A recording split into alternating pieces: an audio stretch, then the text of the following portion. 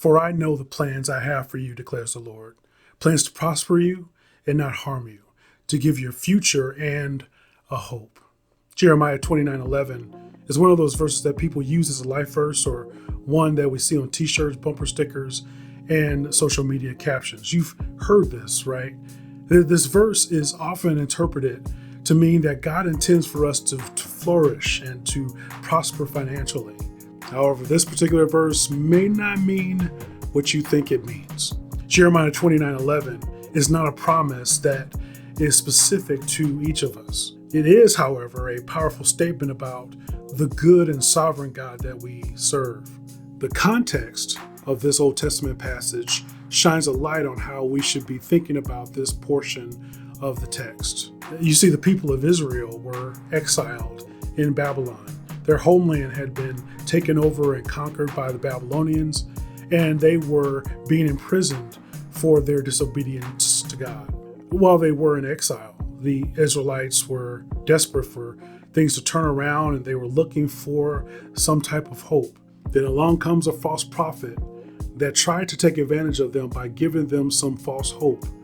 Hananiah told the people that God would free them from captivity and let them return home within 2 years. Unfortunately, it was all a lie. The true prophet, Jeremiah, had to step in and give the real deal Holyfield facts, which, by the way, is a reminder to us that we need to be careful about who we're listening to. What Hananiah had to say sounded really good, but it just wasn't from God. We've got a lot of so-called prophets running around these days, but Jeremiah 28:9 says only if the word of the prophet comes true will the prophet be recognized as one the Lord has truly sent. In 28:15 through 17, Jeremiah says, "Listen, Hananiah, the Lord did not send you, but you have persuaded this people to trust in a lie. Therefore, this is what the Lord says. I am about to remove you from the face of the earth. You will die this year because you have preached rebellion against the Lord." And in the 7th month of that very year, the prophet Hananiah died. So y'all better stop calling yourselves prophets and leading people astray out here in these streets. You see, in this promise that God gives, he links the Israelites' hope and future to the success and prosperity of Babylon. Jeremiah 28:7 says, "Seek the prosperity of the city to which I have sent you as exiles.